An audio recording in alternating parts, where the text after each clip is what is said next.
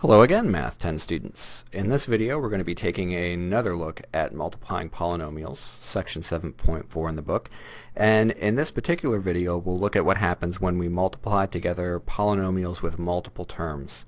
I'm assuming you've either already watched the first video on multiplying polynomials, the part 1, or else you're fairly familiar with multiplying polynomials and just need to brush up on the more complicated examples. So let's take a look at what happens when we multiply polynomials that have multiple terms. Both of the polynomials that we're multiplying are going to have more than one term. And you'll see questions that look something like this. The directions will usually say something like multiply or find the product, but I can tell that it's a multiplication because there's no plus or minus sign between the parentheses here. So if you're not sure how to multiply polynomials at all, again, make sure you go and check out that first part of the video, part 1.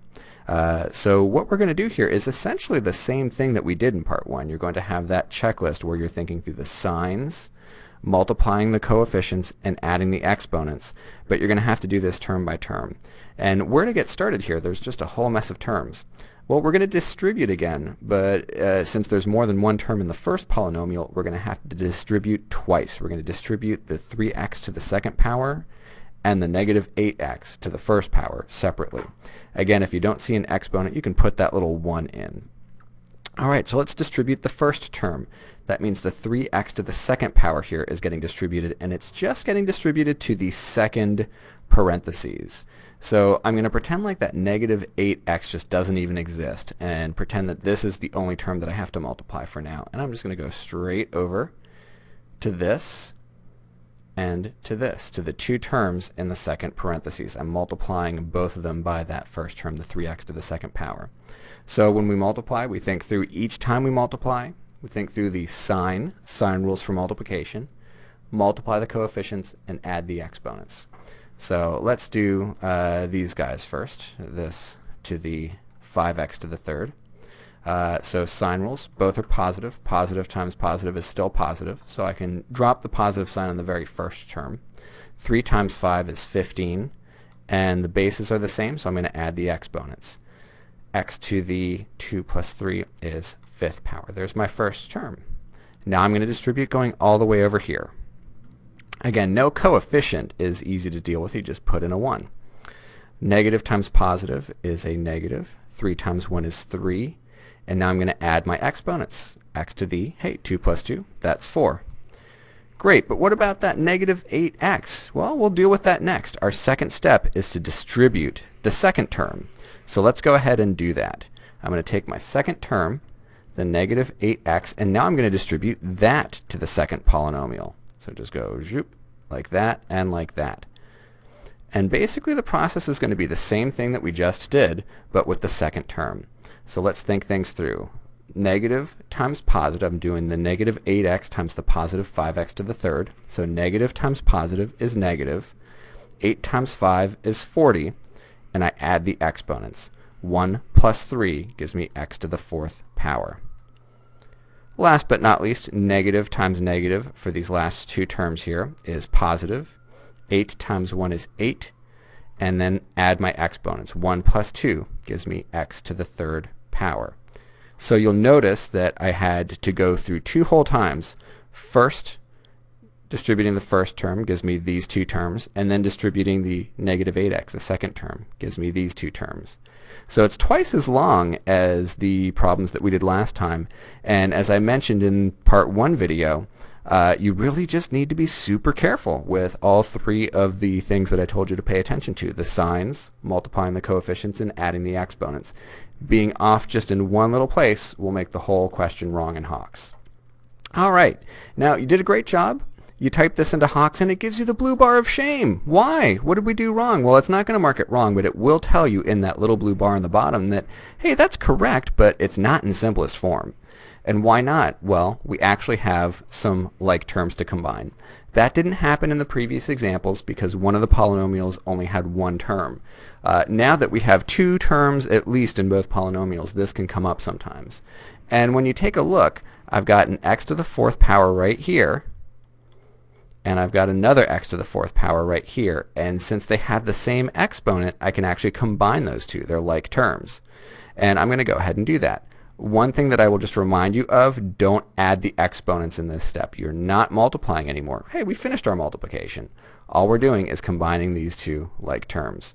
And just like in the section on adding polynomials, I'm going to encourage you to try to do this in order of exponents, exponent size. Start with your biggest exponent. So the 15x to the 5th will just come straight down. 5 is my biggest exponent. And then I'll combine these two like terms. Usually your like terms will be in the middle somewhere. Same sign, so I add them, and I keep the sign, negative 43, and I bring down the x to the 4th. Don't add the exponents. And again, the sign rules are different from adding and subtracting than they are from multiplying. So two negatives do not make a positive when you're adding or subtracting, when you're combining like terms. So just make sure that you just mentally switch gears in this step so that you don't accidentally do your sign rules improperly. And last but not least, I can bring down my plus 8x to the 3rd. And that is our final answer. We've done everything we possibly can here. All right, let's take a look at another example. And I'm going to, again, as always, encourage you to try at least some of this one out before watching the rest of the video. So I'm going to ask you to multiply or find the product, very similar to the one we just did. This time my first polynomial has 2 terms. My second polynomial has a whopping 3 terms. But don't panic, it's not any harder. You will notice that there are some secret exponents of 1 hiding out here. And then the 7, the negative 7 I should say, is a constant term. There's no x. Same with the negative 6. Pause the video and see if you can at least multiply that first term, the 4x to the 1st power. Alright, hopefully you got the same answer I did. Let's see if we can do that first term. We'll multiply first to here. Remember, you're always multiplying to the second parentheses. So positive times positive is positive. 4 times 2 is 8, and add my exponents. 1 plus 2 is 3. Next, I'm going here, second term, right? Positive times positive is still positive. 4 times 3 is 12, and I add my exponents. 1 plus 1 gives me x to the 2nd power. Last, over here, positive times negative is negative. 4 times 7 is 28. And the x has no one to combine with, so we've seen this before. You just bring it down. The exponent is 1, but we don't have to put that. So that's what happens when you distribute that first term.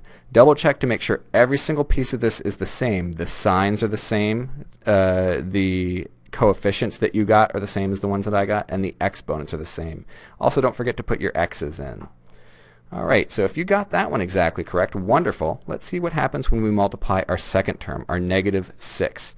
This doesn't have a variable after it, so we're not going to have to worry about adding exponents. You're just going to bring each term down. Go ahead and try that one out. Again, pause the video, see if you get the same answer as I do when you unpause. Alright, did you get something? Let's see what we get here. Negative times positive is negative. 6 times 2 is 12. And since there's no variable with the 6, I'm just going to bring the x squared down. Same thing for the next guy here. Negative times positive is negative. 6 times 3 is 18. And again, there's no variable with the 6. I bring the x down, x to the 1st power, but I don't have to write the exponent of 1. And last but not least, negative times negative is positive. 6 times 7 is 42. And there's no variables at all, so don't have to bring an x down even. You're just done. Alright, hopefully you got the same answer I did. Let's see what happens when we combine like terms here. That's going to be our last step. So I see a pair of like terms. I see 2 pairs of like terms, but I always want to start with the largest exponent, and that's the 8x to the 3rd, and I'm just going to bring that right down. So 8x to the 3rd power starts us off. And next up, we'll do our x to the 2nd powers, our x squared. So I've got a plus 12x squared and a minus 12x squared. Uh-oh, what happens? 12 minus 12 is 0, so those cancel out completely. Do not write the x squared because it's not there anymore. There's not an x squared, there's 0. Nothing's there, totally canceled. Alright, our next pair of terms, I've got a minus 28x and a minus 18x. Again, sign rules for addition say, hey, same sign, you add the values and you keep the sign, so it's going to be a negative answer. And when I add 28 to 18, it's going to give me a 46. So negative 46x. And then last but not least, that plus 42 is just going to come straight down. Nothing for it to combine with. And this is our final answer. To summarize, when you're multiplying polynomials, both of which have multiple terms, go ahead and start by distributing your first term to each of the terms in the second parentheses, and then distribute your second term to each of the term in the second parentheses. Every time you distribute and multiply two terms, you've got to think through that checklist. Think about your sign rules for multiplication, multiply the coefficients, and then add the exponents. It's a lot of steps, and if you count it up, this last problem had something like 20 steps to it. None of the steps are all that bad though, as long as you're being slow and thoughtful about it. So make sure that you think through each of those three parts to each multiplication, and that you're meticulous about multiplying things through. Make sure that you do each of your distributions. At the very end, you have to switch gears when you combine like terms. You're no longer thinking about the multiplication rules. Think about your addition subtraction rules for negative signs. Make sure that you don't add the exponents for that very last step of combining like terms, because you're not multiplying, you're just combining like terms. All right, that's it for multiplying polynomials.